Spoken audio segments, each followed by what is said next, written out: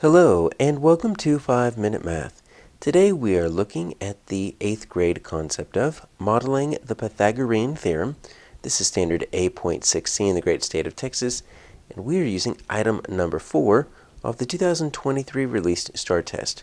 If you haven't done so already, please go ahead and take a moment to pause the video, work this problem out on your own, unpause it, and we will look at our answers together.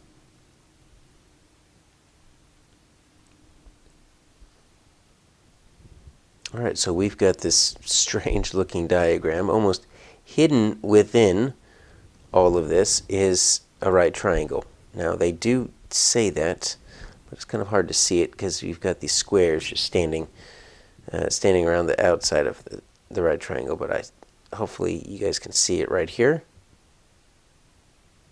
Alright, so we've got this right triangle. And so when we're thinking right triangle, that should be our first clue. It's like, okay, we probably want to open up a reference material, see what we can find with our right triangles. And it doesn't necessarily say right triangle, but hopefully we remember right down there at the very bottom in that additional information. You see we've got simple interest, compound interest. What I'm looking for is that Pythagorean theorem, a squared plus b squared equals c squared. That, hopefully, is something that you remember as being connected with right triangles. Okay, so a squared plus b squared equals c squared.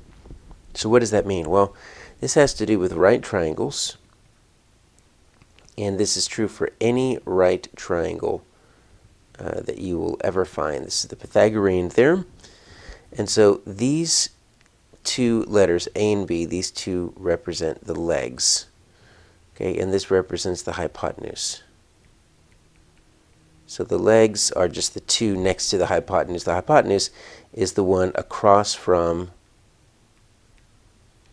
your right angle. So let's take our right angle right here, and we'll just look what's directly across from that. That's your hypotenuse right there. So I'm going to label that C, right? Since the C is the hypotenuse. And then your two legs are going to be A and B. Doesn't matter which one is which. We'll call that one A. We'll call that one B. Now, the Pythagorean theorem says that if you take the distance A and square it, and then if you take the distance B and square it and add those two together, you end up getting the distance C. Now, what this does not mean is A plus B equals C. That's a common misperception. That's not what that means. You literally have to square each of those sides to find the sum that equals the square of the hypotenuse. So what we do to visualize this is we literally draw squares.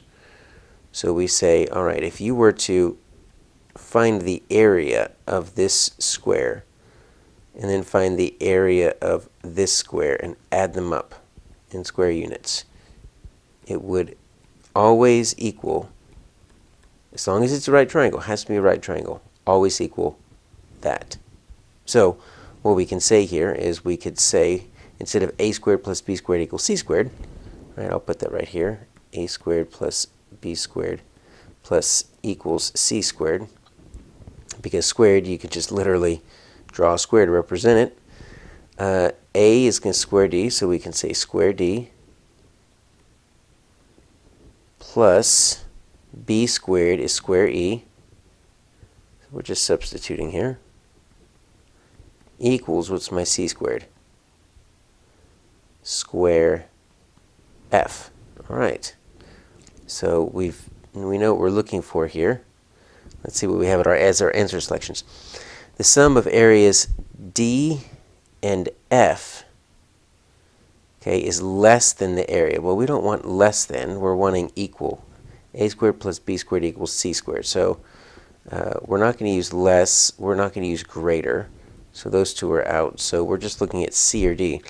The sum of the areas of D and F, so D plus F equals E. Nope. D plus E equals F. Yep, that's the one I'm looking for, is that D. The two legs squared equals the hypotenuse squared.